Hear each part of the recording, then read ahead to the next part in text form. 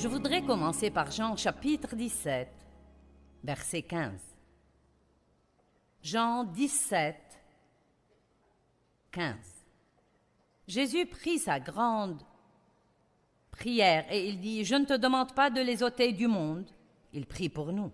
« Je ne te demande pas de les ôter du monde, mais de les garder et de les protéger du mauvais. » Donc Dieu veut que nous soyons dans le monde, mais protégés du mal qui est dans le monde. Ils ne sont pas du monde, mondains. Pouvez-vous dire ça avec moi ce matin? Je ne suis pas mondain. Alors il dit, ils ne sont pas du monde, mondains, appartenant au monde, comme moi je ne suis pas du monde. Consacre-les, purifie-les, sanctifie-les, mets-les à part pour toi et rends-les saints par la vérité. Ta parole est vérité. Nous avons appris hier soir que quand nous recevons Christ, nous devenons sanctifiés, mais nous devons manifester cette sainteté pour que les gens du monde commencent à voir comment est Dieu, et ça se fait par la vérité, en connaissant la vérité de la parole de Dieu. Maintenant, j'aime le verset 18. « Comme tu m'as envoyé dans le monde, je les ai aussi envoyés dans le monde. » Eh bien, comment le Père a-t-il envoyé Jésus? Pourquoi l'a-t-il envoyé? Jésus a dit, celui qui m'a vu a vu le Père. Et je crois que quand les gens nous voient, quiconque vous côtoie ou me côtoie pour un certain temps, devrait, sans même que nous ayons besoin de le lui dire, commencer à se rendre compte que nous avons quelque chose de différent, qu'il y a une saveur dans notre vie, qui rend toutes les choses meilleures et que d'une manière ou d'une autre, nous répandons la lumière là où il y a l'obscurité. Nous apportons la paix là où il y a le désarroi et la joie là où il y a la tristesse. Nous élevons, nous encourageons, nous ne démolissons pas et détruisons pas. Nous sommes des gens reconnaissants qui ne se plaignent pas des choses 24 heures sur 24. Nous sommes différents. Et à dire vrai, dans les différents lieux où je vais, il y a des gens, sans même leur poser la question, je sais déjà qu'ils sont croyants, et cela devrait se voir. Les gens devraient nous reconnaître sans devoir regarder pour voir si nous avons une croix autour du cou ou un autocollant sur notre voiture.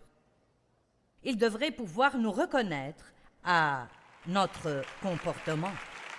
Amen. Matthieu 5, 13. Vous êtes le sel de la terre, mais si le sel a perdu sa saveur, sa force, sa qualité, avec quoi la lui rendra-t-on?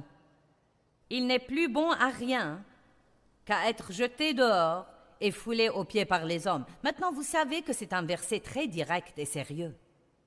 Il dit, écoutez, vous êtes la saveur du monde. J'aime le dire comme ça plutôt que d'y penser comme au sel. Nous savons tous que, quand quelque chose n'a pas de saveur, la première chose que nous cherchons normalement, c'est la salière.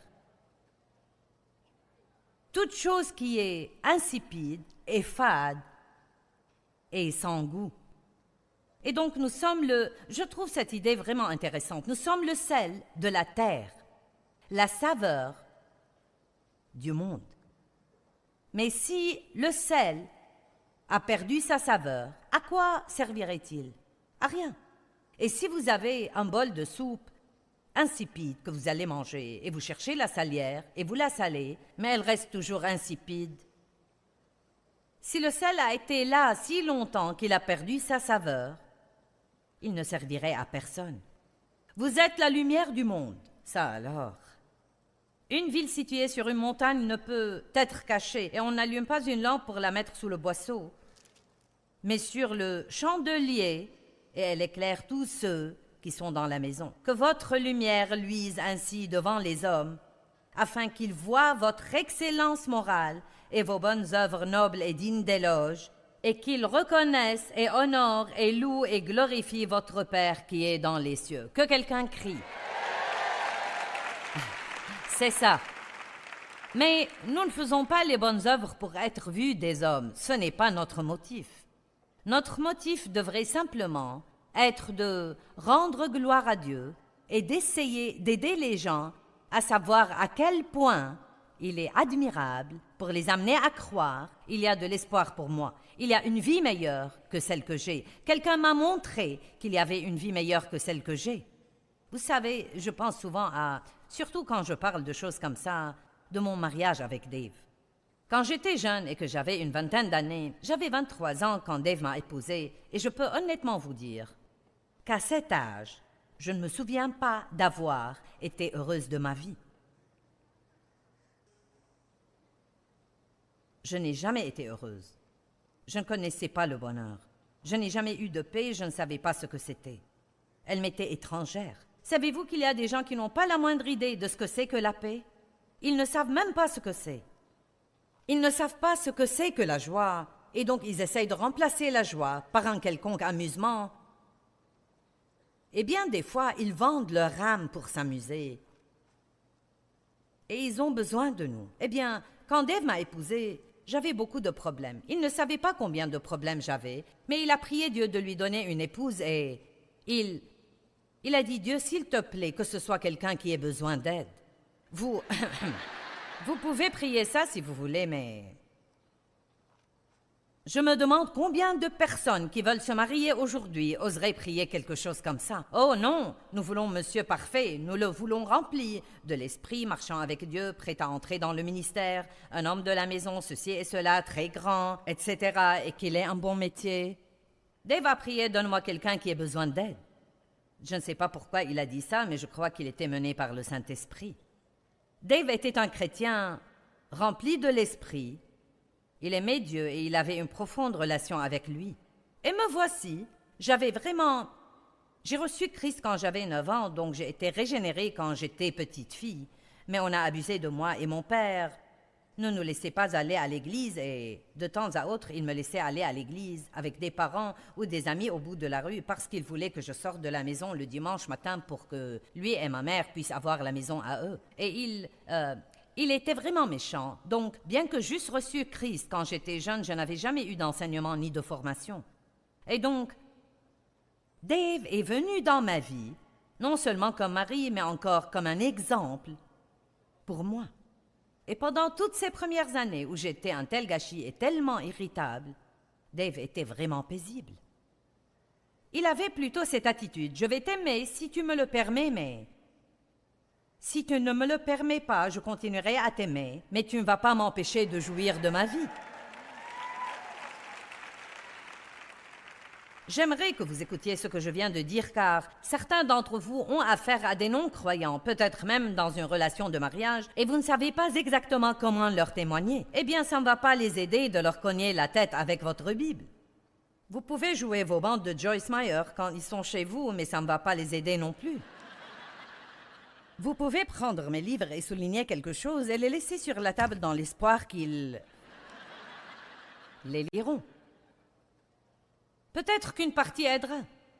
Demandez-leur d'aller à l'église, demandez-leur de faire des choses, mais s'ils ne veulent rien de ça, vous aurez toujours une porte grande ouverte, car ce que Dieu vous demande de faire, c'est d'être un exemple cohérent. Pouvez-vous dire cohérent?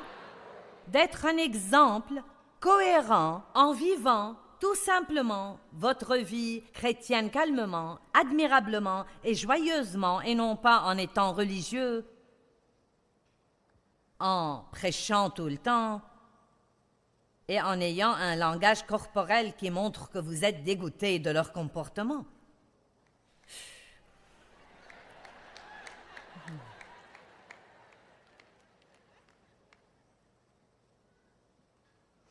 Je me rappelle que je ne comprenais pas ça. C'était comme « Pourquoi tu ne me gifles pas » ou quelque chose comme ça.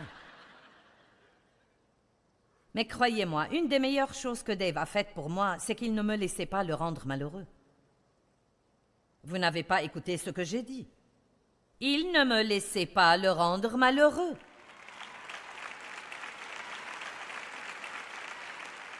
Et les gens ne sauront pas que faire de vous, et le diable ne saura que faire de vous, quand ils font tout leur possible pour vous rendre malheureux, et vous leur pardonnez, vous restez paisible. Et je crois que c'est un enseignement qui devrait être répandu et je travaille sur quelques trucs dans mon cœur maintenant comme quoi, quand vous souffrez à cause des gens, la meilleure réponse que vous puissiez donner, c'est de continuer à être ce que vous êtes. Ne laissez pas les gens vous changer. Restez les mêmes et croyez-moi, votre témoignage cohérent les changera finalement. Je n'avais jamais vu de cohérence et Dave était cohérent. Je ne savais pas ce qu'était la paix et Dave était paisible. Et finalement, j'ai pensé que je devais avoir ça.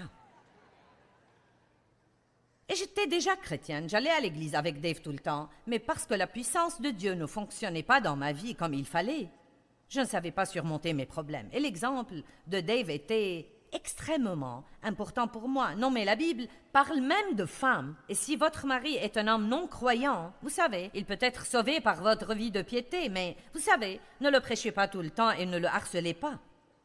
Vivez simplement votre vie de piété. Je vois que vous aimez ça. Maintenant, 2 versets que nous allons voir très rapidement. Nous en parlerons un peu plus tard, mais vous devez voir ces 2 versets. Nous allons parler ce matin de la voie de la conscience, car comment pouvons-nous sortir dans le monde et donner le bon exemple aux gens sans le Saint-Esprit qui travaille et travaille dans nos vies tout le temps pour nous alerter à l'instant où nous commençons à faire quelque chose qui déplaît à Dieu? Nous n'avons aucun moyen. Vraiment, maintenant nous connaissons la parole, mais bien que je connaisse la parole, je suis toujours capable de me mettre en colère. Et vous savez, si je suis en public et que quelqu'un est impoli avec moi, la première chose qui monte en moi, c'est... Mais je sais, dans ma conscience, ce n'est pas bien. Calme-toi, sois stable. Nous devons apprendre à obéir à notre conscience. Une autre façon de le dire, c'est d'obéir au Saint-Esprit, à la direction du Saint-Esprit. Mais notre conscience est éclairée par le Saint-Esprit pour nous alerter quand nous faisons le bien et quand nous faisons le mal. Nous devons apprendre. Maintenant, je veux que ce soit le thème principal de ce message. Suivez la paix à tout moment. Si vous n'avez pas de paix à propos de ce que vous faites ou de la façon dont vous vous comportez, à ce moment-là, ne le faites pas.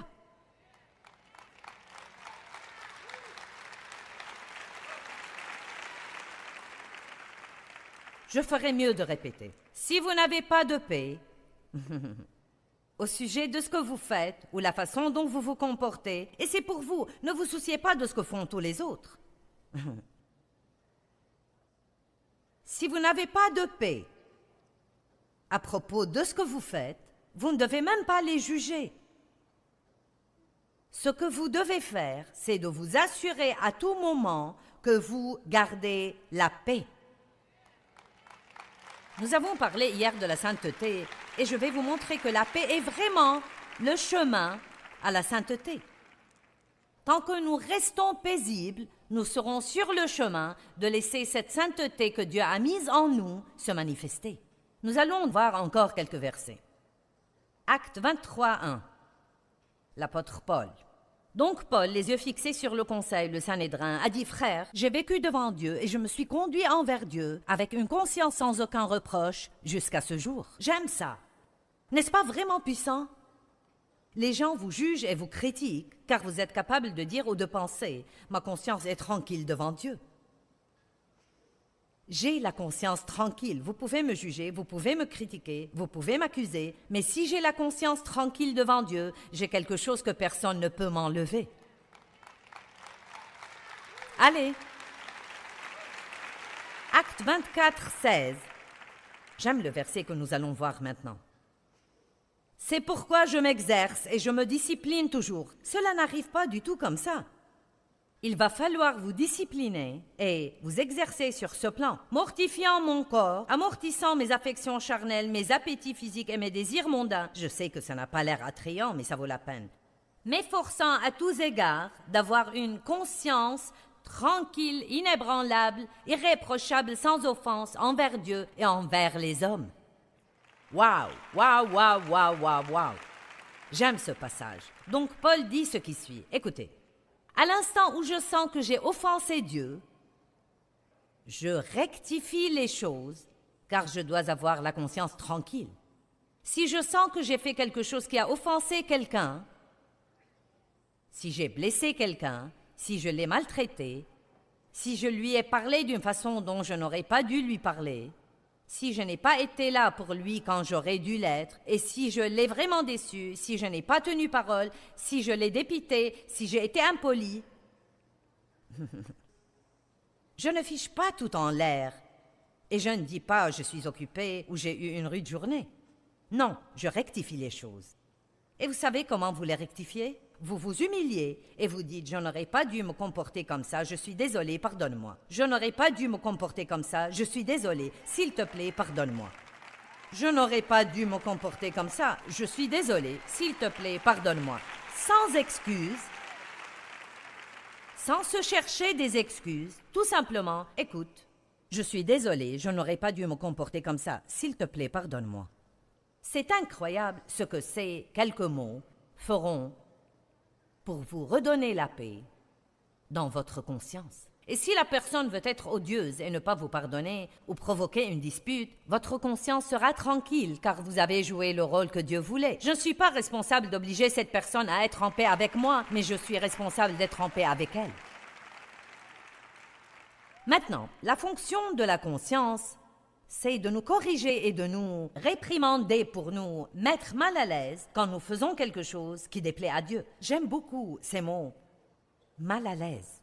C'est ce que dit Lavigne. Elle nous met mal à l'aise. En d'autres termes, vous n'allez pas écouter une voix crier après vous « non !» Vous vous sentez un peu gêné. C'est pourquoi nous devons apprendre à être sensibles au Saint-Esprit. Ça m'attriste quand je pense à toutes les années où je maltraitais les gens et je ne savais même pas que je le faisais. Je ne le fais plus maintenant.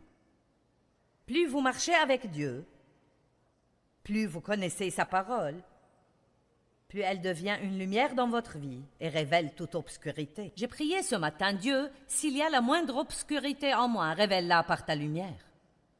S'il te plaît, Dieu, ne me laisse pas faire des choses stupides et ne même pas savoir que je les fais. Nous devons prier pour nous-mêmes. Nous ne devons pas prier pour avoir tout ce que nous voulons tout le temps. Nous devons prier que Dieu travaille en nous, que Dieu nous change radicalement, qu'il mette le doigt sur des choses dans notre vie. Commencez à prier, Dieu, je veux être ce que tu veux que je sois. Vous avez peut-être commencé votre vie avec Dieu et vous avez eu beaucoup de problèmes dans votre vie et vous lui avez demandé de résoudre tous ces problèmes et de répondre à tous ses besoins. Nous commençons tous comme ça. Mais je ne peux pas vous laisser terminer de cette façon. Je dois vous dire qu'il est temps de faire un revirement. Il est temps de commencer à dire « D'accord Dieu, je ne vais pas me soucier de ce que font tous les autres. Je ne vais même pas me soucier d'avoir tout ce que je veux. Je veux simplement que les choses soient justes entre toi et moi. Je veux grandir. Je veux être tout ce que tu veux que je sois. Je dis même à Dieu « Lis-moi à l'autel s'il le faut, mais ne me laisse pas m'éloigner de toi avant d'accomplir tout ce que tu veux faire en moi. J'aimerais que ce soit facile, mais sinon, s'il te plaît, ne me laisse pas m'enfuir. »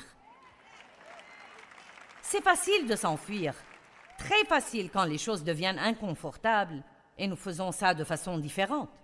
Le dictionnaire grec de Lavigne dit que la conscience est un savoir ou une connaissance, un témoin né à notre conduite par la conscience, la faculté par laquelle nous comprenons la volonté de Dieu, qui est destinée à gouverner nos vies et dont le processus distingue ce qu'elle considère moralement bon ou mauvais et nous incite à faire ce qui est bon et à éviter ce qui est mauvais. En d'autres termes, si je fais quelque chose qui est mauvais, ma conscience ne l'approuvera pas jusqu'à ce que je décide d'arrêter de le faire et de commencer à faire ce qu'il faut. Donc, voilà le fond du problème. Beaucoup de gens, et même beaucoup de chrétiens, vivent avec cette misère de bas niveau à l'intérieur d'eux tout le temps. Je ne sais pas pourquoi j'ai perdu ma joie, je ne sais pas pourquoi je n'ai pas de joie. Je ne sais pas ce qui ne va pas. Veux-tu prier pour moi, sœur? Peux-tu imposer les mains sur moi? J'ai perdu ma joie, je ne sais pas ce que c'est, je ne me sens pas bien. Pourquoi ne pas demander à Dieu, ai-je fait quelque chose qui t'a offensé? Non, mais c'est la première chose que je ferai. Non. Ne dites pas, eh bien, ce doit être un esprit malin qui plane ici pour me perturber. Amen. Les gens vivent avec ce malaise de bas niveau, simplement car, à dire vrai, tant de personnes chrétiennes, et je ne dis pas que c'est vous, mais tant de chrétiens, font constamment des choses que leur conscience désapprouve complètement. Comprenez ceci, même si vous ne comprenez rien d'autre. Votre conscience est un grand don que Dieu vous a donné, et elle peut être votre meilleure amie. Elle peut être la seule chose qui vous protégera des problèmes. Mais pour en parler et garder l'équilibre, nous devons parler de la conscience saine. Qu'arrive-t-il si vous avez une conscience hyperactive? Vous vous sentirez coupable à propos de choses qu'il n'y a pas de mal à faire. Ou qu'arrive-t-il si vous avez une conscience endurcie ou stigmatisée? Vous serez capable de faire des choses qui devraient vous gêner, mais ne le font pas. Nous n'entrons donc pas dans cette chose complètement sain. Et c'est pourquoi, à certains égards, c'est un sujet un peu difficile à enseigner, car je sais fort bien que certains d'entre vous ont une conscience hyperactive et vous vous sentez absolument coupable à propos de tout. J'étais comme ça, j'ai grandi dans la peur. Mon père était furieux la plupart du temps et personne ne savait jamais pourquoi. Et il y avait beaucoup de règles, et même beaucoup de règles tacites que nous devions observer pour l'apaiser. Et on ne savait pas en quelle journée les règles allaient changer. C'était donc une atmosphère très tendue. Pas seulement ça, mais parce qu'il abusait sexuellement de moi, j'avais une nature et une image de moi-même basée sur la honte. Je me sentais coupable et j'avais toujours peur d'avoir des ennuis. Donc, quand je suis entrée dans une relation épanouie avec Dieu où j'ai vraiment commencé à vouloir lui plaire, j'ai dit ça la semaine dernière, pas ici, mais dans la dernière conférence que j'ai faite, je l'ai dit, avant de commencer sérieusement à suivre Dieu, je n'étais aussi misérable dans mon péché que je l'étais après avoir commencé sérieusement à suivre Dieu. Car avant ça, j'allais à l'église et je croyais que les autres étaient un problème. Tu devrais me traiter mieux, tu devrais faire ceci et cela. Il ne s'agissait jamais de moi, ça n'avait rien à voir avec moi. Mince alors, quand la lumière de Dieu a commencé à briller dans mon âme sombre, quand j'ai commencé vraiment à étudier ceci, et non seulement à écouter un verset ou quelques versets lus un dimanche dans un sermon de 15 ou 10 minutes, vous ne pouvez pas vivre sur les snacks. Ça ne va pas marcher. Vous ne pouvez pas survivre sur les snacks. Vous devez avoir des repas substantiels et riches. Vous ne vivez pas sur les desserts. Et une des choses qui sont plutôt effrayantes aujourd'hui, c'est que la Bible dit que dans les derniers jours, les gens s'amasseront enseignants sur enseignants et trouveront des gens qui leur diront ce qu'ils veulent entendre. Et c'est possible de le faire aujourd'hui. Si vous ne voulez pas entendre un enseignement direct, évitez-moi à la télé et ne venez pas à mes conférences. Changez de chaîne et trouvez quelqu'un qui vous dise ce que vous voulez entendre tout le temps. Mais vous ne grandirez pas comme ça. Nous avons besoin de tout. Nous avons besoin d'encouragement, mais nous avons aussi besoin de petites fessées du Saint-Esprit de temps en temps pour nous aider à grandir. Nous avons tous une conscience et je crois que nous devons savoir pourquoi nous l'avons. La fonction de notre conscience, c'est de nous corriger et de nous mettre mal à l'aise quand nous faisons des choses qui déplaisent à Dieu, et nous devrions nous réjouir d'avoir l'occasion de le savoir. Pendant beaucoup d'années de ma vie, j'ai fait des choses qui étaient mauvaises, et je ne savais même pas parce que je ne connaissais pas assez de la parole pour savoir. Vous savez, la parole de Dieu dans le Saint-Esprit éclaire notre conscience, et nous ne devons pas l'ignorer parce que Dieu nous l'a donné pour nous aider.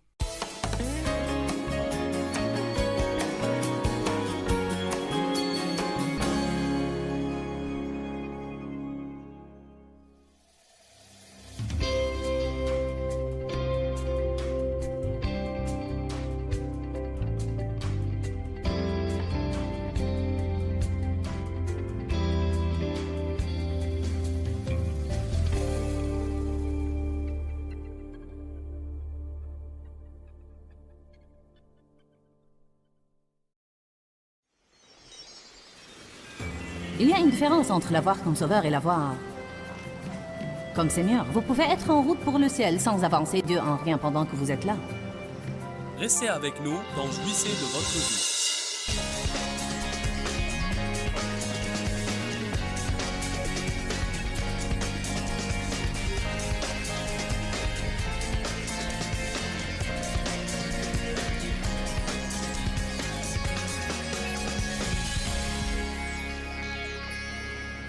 Quand tu fais l'aumône, ne sonne pas de la trompette devant toi comme font les hypocrites dans les synagogues. Je crois qu'ils faisaient vraiment ça. Imaginez-vous sortant avec votre trompette. Et quand tout le monde vous regarde, vous dites « Je vais maintenant faire l'aumône ». Je veux dire, ces Parisiens devaient être vraiment ineptes. J'ai mes problèmes, mais je n'en suis pas encore tout à fait là.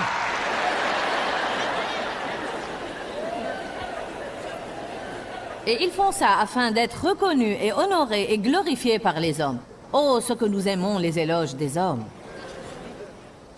Je vous le dis en vérité, ils ont entièrement reçu leur récompense. Ils ont eu tout ce qu'ils allaient avoir. Je vais vous raconter une histoire. Il y a longtemps, j'allais chaque semaine à un salon d'esthétique pour me faire une manucure.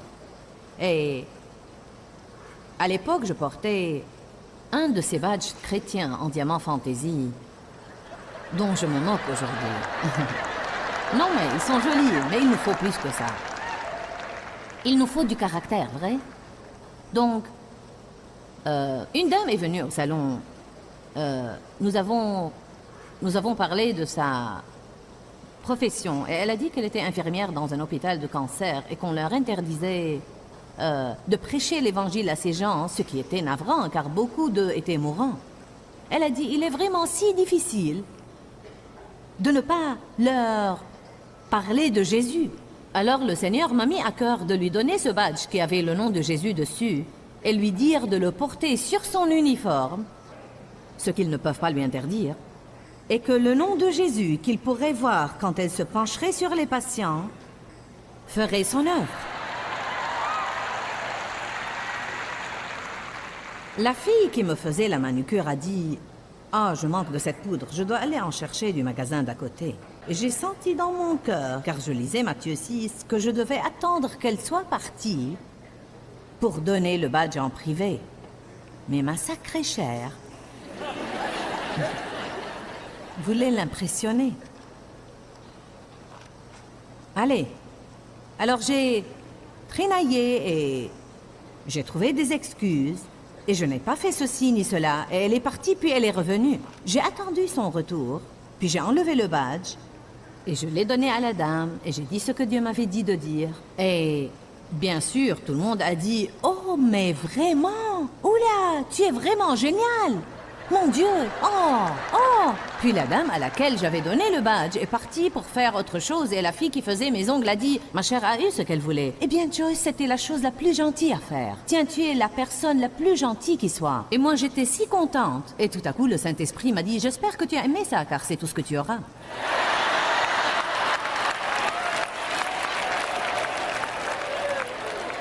Toutes les récompenses que tu aurais eues de moi, tu les as perdues. J'espère que tu as aimé les éloges.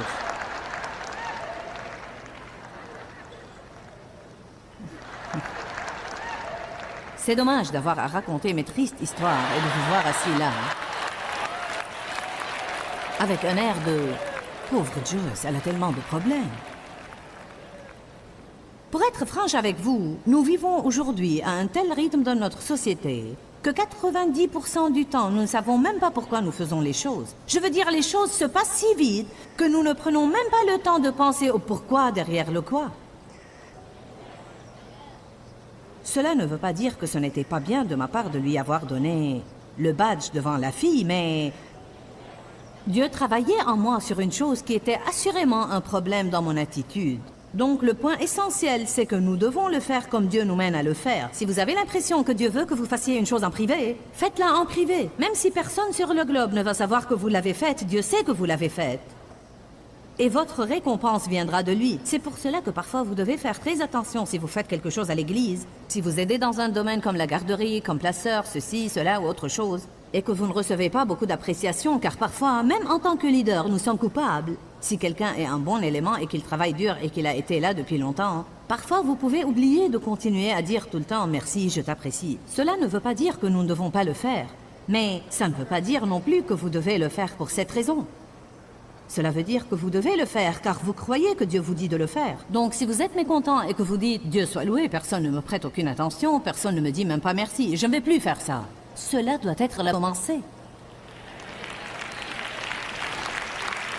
Je vois de drôles de regards. Nous devons y penser, n'est-ce pas? Verset 3. Quand tu fais l'aumône, que ta main gauche ne sache pas ce que fait ta main droite. Que veut dire cela?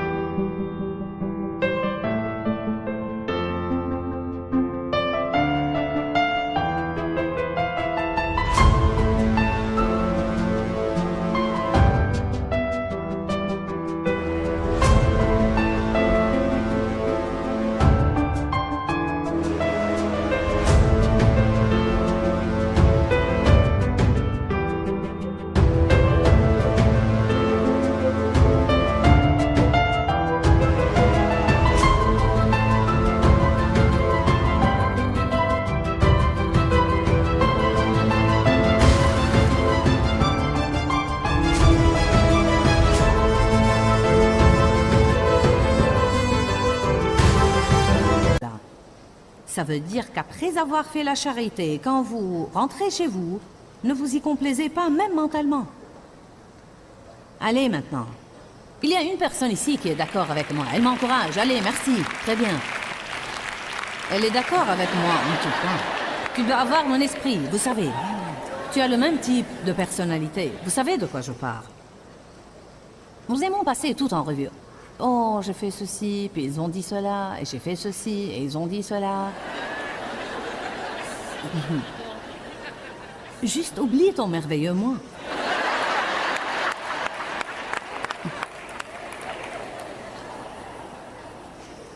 Verset 4. Afin que ton aumône se fasse en secret, et ton Père qui va dans le secret te le rendra ouvertement. Vous savez, il est difficile de donner une chose, surtout si c'est une chose qui est vraiment importante pour vous, ou une chose difficile à faire, et de le faire complètement en secret. C'est si difficile. Il y a un temps où les gens ont besoin de savoir d'où ça vient, mais parfois nous devons simplement le faire. Comme pour le Seigneur, nous devons simplement dire, tu sais Dieu, je vais faire ça en secret, car ce que je veux vraiment, c'est que ce soit entre toi et moi. Si vous faites ça à ce moment-là, quand votre récompense viendra de Dieu, vous allez être doublement béni, car ça sera une véritable preuve pour vous qu'il vous regarde et qu'il voit tout ce que vous faites.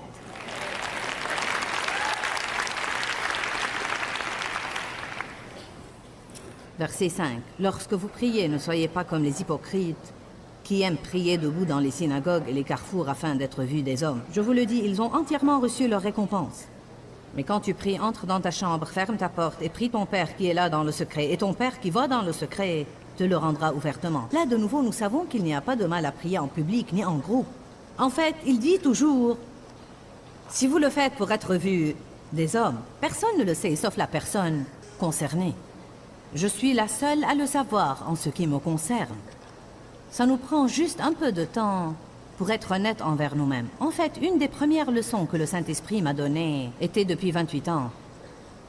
Quand j'ai été baptisée dans le Saint-Esprit en février 1976 et quand je suis tombée amoureuse de la parole de Dieu. J'avais été chrétienne auparavant, mais pas sérieuse. J'étais une pratiquante charnelle. Et il y a une différence. Mais quand je me suis vraiment donné complètement au Seigneur, il y a une différence entre l'avoir comme sauveur et l'avoir comme Seigneur. Vous pouvez être en route pour le ciel sans avancer Dieu en rien pendant que vous êtes là. Le point essentiel, c'est que Dieu nous laisse là pour être sel et lumière, afin que les autres puissent voir notre vie et vouloir ce que nous avons. Le seul moyen de réaliser ça, c'est de mener une vie qui est entièrement agréable au Seigneur et de vouloir lui plaire en toutes choses. Amen. Donc, nous devons faire les choses pour le Seigneur et non pour les hommes. Puis il continue en disant, tout ce que vous faites, que ce soit prier ou donner ou n'importe quoi, faites-le pour un bon motif. D'accord. Notre récompense vient de Dieu, mais tout dépend de notre motif. Ce n'est pas notre œuvre qui détermine notre récompense, c'est notre motif pour la faire qui détermine notre récompense. C'est pour cela que Dieu parle de la femme qui a donné le tout petit peu d'argent, que la Bible appelle le sou de la veuve. Et il l'a récompensée énormément, car vraiment, en réalité, elle a tout donné. Elle a donné beaucoup plus que les personnes riches, car parfois il ne s'agit pas de ce que vous donnez, il s'agit de ce qui vous reste après avoir donné. Si quelqu'un a 100 $ et qu'il donne 10 $, et quelqu'un a 1 $ et il donne 1 $, aux yeux de Dieu, celui qui a donné 1 $ a donné plus que celui qui a donné les 10 $, car son sacrifice est le plus grand. Jean chapitre 12. Vous savez quoi? Mettez un marque-page. Je veux jeter un coup d'œil sur Éphésiens 6.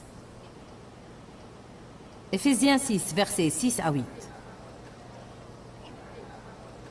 Ça commence vraiment au verset 5. Il dit « Serviteurs, obéissez à ceux qui sont vos maîtres, leur témoignant du respect, tenacement et de tout votre cœur comme à Christ. » C'était le verset 5.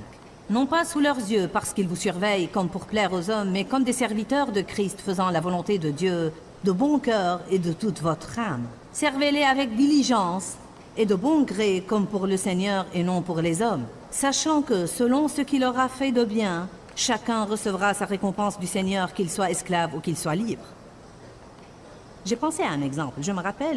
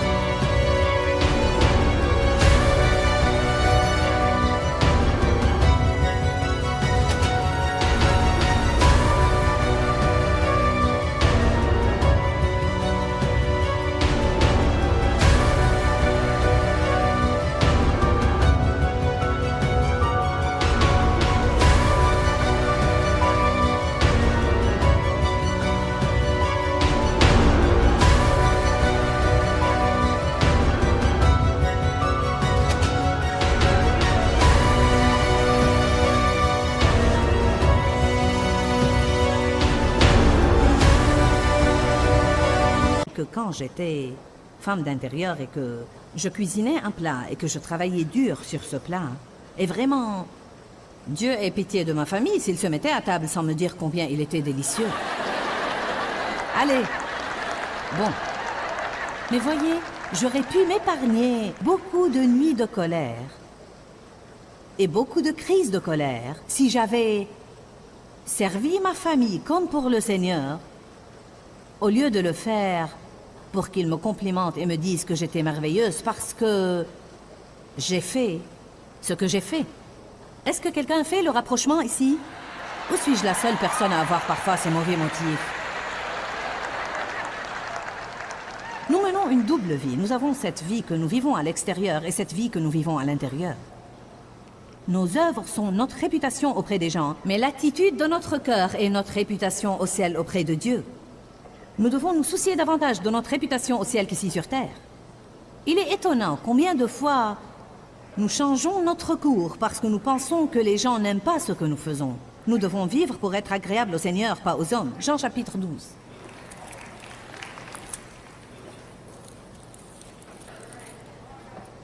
Quand vous cherchez à plaire aux hommes, même une chose aussi simple que choisir une couleur de vernis à ongles, un jour j'ai choisi une couleur que j'ai aimée.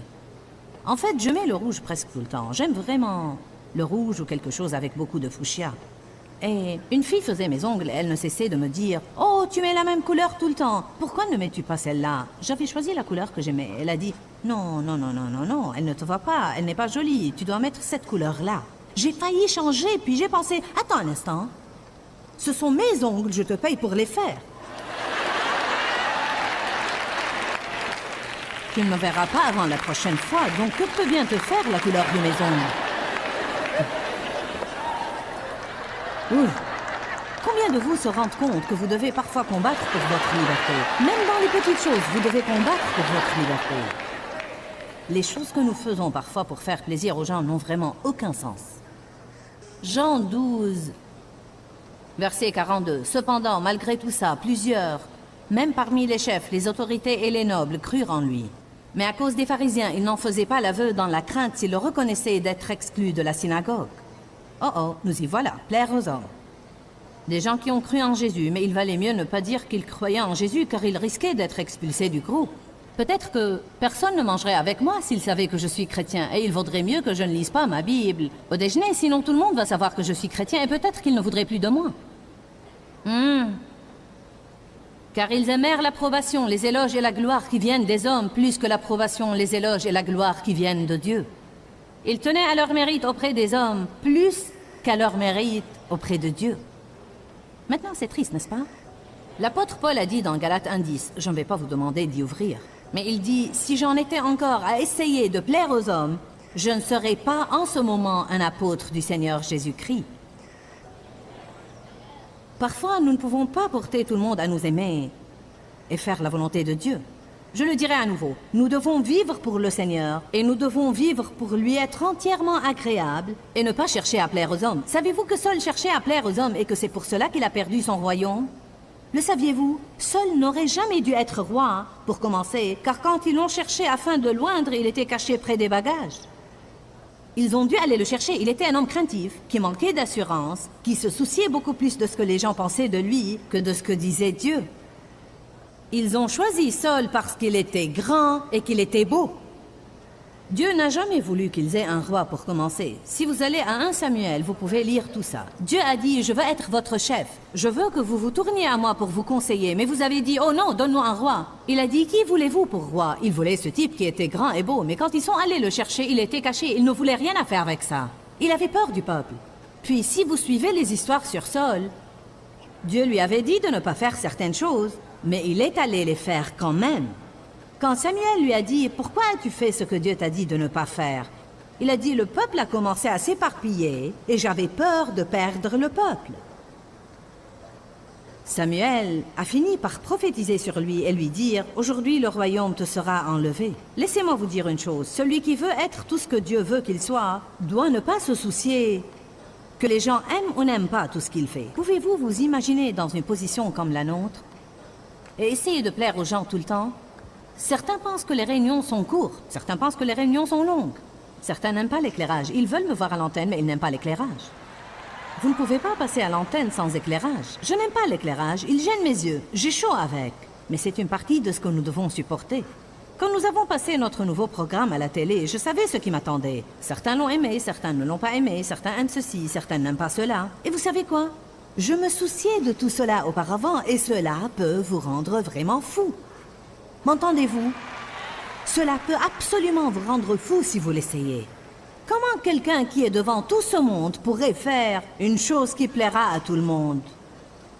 Tôt ou tard, vous devez prendre votre décision. Je vais contenter Dieu. Tant qu'il est content, il est le seul avec qui je vais avoir à m'accommoder à jamais. Donc, si Dieu est content, et vous savez quoi? Si Dieu est content, laissez-moi vous confier un secret. Si Dieu est content, vous serez content car il vit en vous.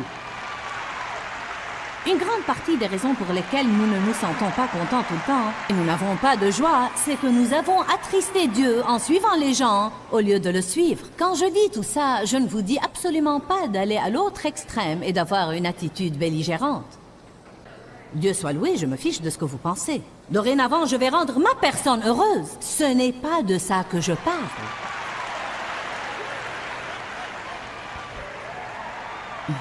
Je clarifie cela car je ne veux pas que les gens perdent l'équilibre. Dans Luc chapitre 10, si vous connaissez l'histoire quand Jésus a envoyé les disciples 2 à 2 pour prêcher, et il les a envoyés dans toutes les villes, combien de vous ont lu Luc 10 où il leur dit « Si vous entrez dans une ville où les gens ne vous accueillent pas, ne vous reçoivent pas et ne vous acceptent pas, secouez même la poussière qui s'est collée à vos pieds et allez dans une autre ville, car vous aurez toujours d'autres villes à visiter avant mon retour. »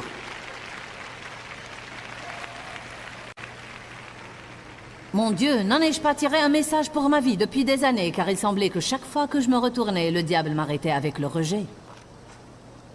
La toute première fois où je suis sortie dans les rues de Saint-Louis pour le service du ministère, je donnais une étude biblique à la maison, mais je sentais que je devais m'engager avec mon église. On faisait beaucoup le ministère des rues à l'époque. Ce n'était vraiment pas pour moi, je n'aimais pas vraiment ça, mais je voulais le faire pour le Seigneur. Alors nous prenions nos enfants dans les rues du centre-ville de Saint-Louis les samedis après avoir travaillé toute la semaine, et nous distribuions des traités en un temps glacial. La toute première fois que je suis sortie, le tout premier traité que j'ai essayé de donner à quelqu'un, il l'a arraché de ma main et a dit « Je ne veux pas de cette fichue chose ». Eh bien, j'avais deux choix. Je pouvais soit ranger mes traités et rentrer chez moi, car j'étais si embarrassée et je me sentais si insensée, soit continuer à faire ce que j'avais l'impression que Dieu me disait de faire. Peut-être que certaines de ces choses dans mes débuts sont la raison pour laquelle je suis là aujourd'hui. Je crois que beaucoup de fois, Dieu nous donne des tests pour voir si nous allons lui obéir ou si nous allons suivre les gens. Et souvent, nous suivons les gens et nous finissons par perdre la récompense que Dieu nous réserve pour notre vie. Donc vous devez secouer l'opinion que les gens se font de vous et commencer à faire ce que vous avez l'impression que Dieu veut que vous fassiez. Faites ce que vous faites pour le Seigneur. Allez à Colossiens chapitre 1, verset 10.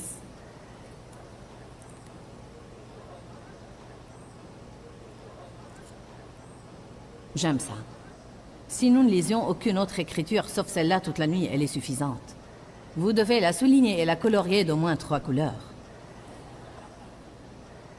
Pour que vous meniez, que vous viviez et que vous marchiez d'une manière digne du Seigneur, lui étant entièrement agréable et désirant lui être agréable en toutes choses. Je ne vais même pas lire le reste. C'est si beau. Nous devons vivre d'une manière où nous sommes entièrement agréables au Seigneur, désirant lui plaire dans tout ce que nous faisons. La Bible dit « Glorifiez Dieu dans votre corps ». Glorifiez-le avec ce que vous mangez, glorifiez-le avec votre attitude. Je crois que nous devons glorifier Dieu dans notre manière de nous habiller. Je crois que tout ce que nous faisons doit glorifier Dieu. Amen. Je veux faire une autre remarque. Une des choses qui nous attire beaucoup d'ennui, c'est que nous essayons si souvent de faire des choses pour les gens, puis nous nous attendons à ce que les gens fassent quelque chose pour nous en retour. Écoutez-moi bien. Et c'est ce qui cause tellement de problèmes dans les relations. J'ai fait ceci pour toi, et je ne peux pas croire que tu n'as pas fait cela pour moi. Ou si nous ne le disons pas, nous le pensons.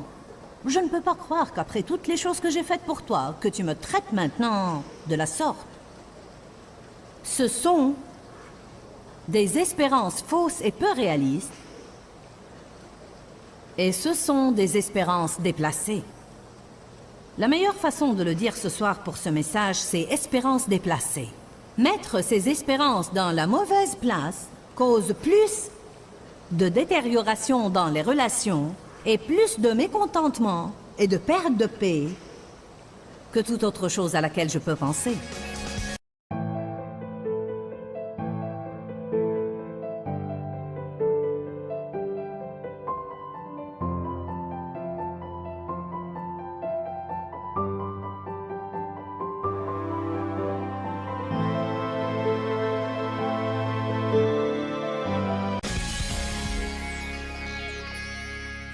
Je dis toujours que notre motif est le pourquoi derrière le quoi. Dieu ne se soucie pas tellement de ce que nous faisons autant qu'il se soucie de pourquoi nous le faisons. Décidons de mettre nos espérances dans le Seigneur et non dans les hommes. Et à partir de là, vouloir seulement être agréable à Dieu et non aux hommes et faire toute chose pour lui avec une bonne attitude, voulant lui être agréable dans tout ce que nous faisons. Si Dieu est content, vous serez content car il vit à l'intérieur de vous. Nous savons que Dieu est content tout le temps, mais j'entends par là s'il est vraiment content de ce que nous faisons. À ce moment-là, nous sentirons ce plaisir à l'intérieur de nous et nous jouirons de notre vie beaucoup. Quand, Seigneur, quand? Dans ce livret, Joyce Meyer vous apprend à faire confiance au temps de Dieu. Pour obtenir ce livret gratuitement, écrivez-nous à Joyce Meyer, boîte postale 40095-6300 Larnaca, Chypre. Ou bien visitez notre site web www.joycemeyer.org/fr.